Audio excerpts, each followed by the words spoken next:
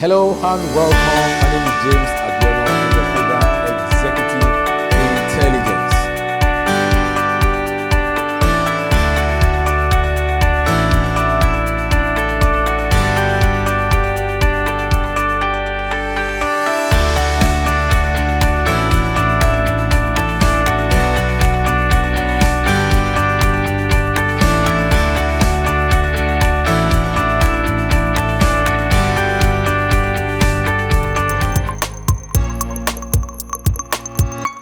Hello and welcome. My name is James Abiono on your program Executive Intelligence. Today I would like to talk to those who run businesses. Yes, if you run a business, whether you are into pharmacy, you are into school, you are into hospital, you are into hospitality business, you need to understand your corporate philosophy. You need to understand your corporate profile, your corporate governance. There's something that drives a successful person and is the same that drives a successful organization and is the same principle that guides a successful nation. Person, organization. For a person who is a gold medalist in the Olympics, who is a successful businessman, they have their personal ideology. They have their personal governance policy. And for a successful organization, they have their corporate governance policy, they have their corporate philosophy or their corporate ideology. And for a successful nation, a G7, a G20, they have their national ideology. For someone like Usain Bolt, you won't see him drink everywhere, live a careless life. You don't just eat anything because he's an athlete. He has what governs him. And for a company like Apple, there are things you can't see in their value system because they are excellent oriented. And for a country like America, who's over 300 million people, what drives them is liberty. What drives Israel is security. What drives China is reverse technology. What drives Toyota is fuel economy. So now, the first rule is this. Any consultant that will not put you through in writing a corporate profile for you, please don't collect such a corporate profile. We see a lot of business owners and they will say their staffs are underperforming. They will say the customer service system is in shambles and they will ask us to come. And you will ask the head of HR, the head of HR, what is the mission statement of this organization? She does not know. What is the vision statement? She does not know. And if the HR does not know, who else will know? You ask the front desk officer, what is the core value of this organization? He or she does not know. A lot of people run businesses without even understanding what the business stands for. And that's why they blame the devil for crushing their business. You see, businesses don't fail, it's people who fail. There are at least 17 chapters, 17 elements that makes a corporate profile. Let me first define what is a corporate profile. Your corporate profile is a document that explains explicitly to the public what you stand for, where you are, where you're going, and where you want to be. In these 5 minutes, let me just run you through these 17 so that you can understand. If you can even write it for yourself, if you can listen to me attentively. The first one is preamble.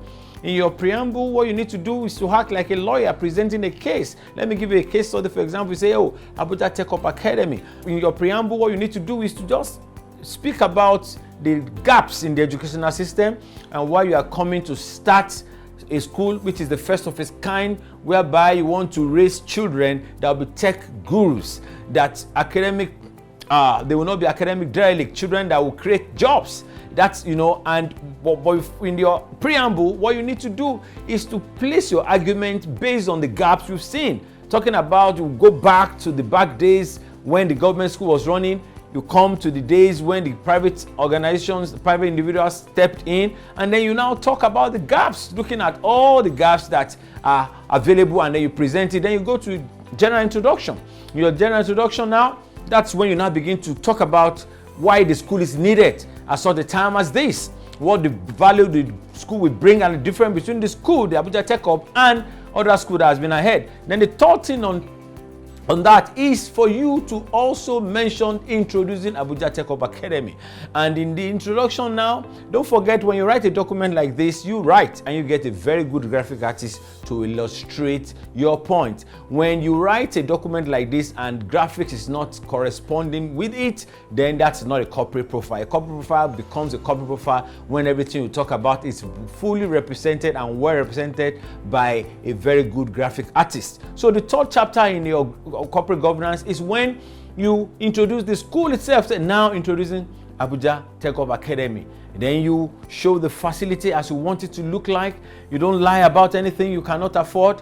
You show them the beauty of it, and you show the picture of the very school which you want to do. And then in the fourth chapter, that's when we talk about the core value. The core values, which you can just say, okay, it's excellence. We believe excellence is the minimum requirements in the school of success, research, hard work, diligence. Just speak like 5 words, and explain them. That's the fourth chapter. The fifth thing you need to do is for you to talk about the vision statement, which is where you are going. And the mission, which is the sixth one, is how you will get there. This next one you need to now to do is that introducing our CEO, the school owners. And the next thing you need to do is to say introducing our teachers, which should be represented by not the picture when you're holding a microphone, a picture, that is taken at a studio. Then you go, the next thing you go is to our facility. After our facility, you show the facility, beautiful facility. Then you go to our objectives, aims and objectives. After aims and objectives, then you go to your SWOT analysis. That is your strengths, your weaknesses, your opportunities and threats. Then you go to your PEST analysis. P represents political, E represents economic, and S represents social, and T represents technology. The next thing you do is to show the board of directors. And after board of directors, the next picture that is also necessary for people to see is the location. Where is it located? Then thereafter, you need to show your 10-year vision, where you are going. And then thereafter, another very important thing you must not miss out in your is your facility. You show people what you have to offer in the school, the beauty of the school. And then the next thing you need to do is to also show your affiliations. Which organizations, which other schools are you related with to? And then the next thing you need to do is your executive summary, in which at this executive summary, you make sure that you summarize the entire thing. When you know all this about, nobody can pull a white wool off your head. Your corporate governance policy or your corporate profile is something that you must participate when you write it. My name is James Sabiono once again. It's a pleasure having you watch this program titled Executive Intelligence. I'll see you tomorrow. Till we see again, it's bye for now.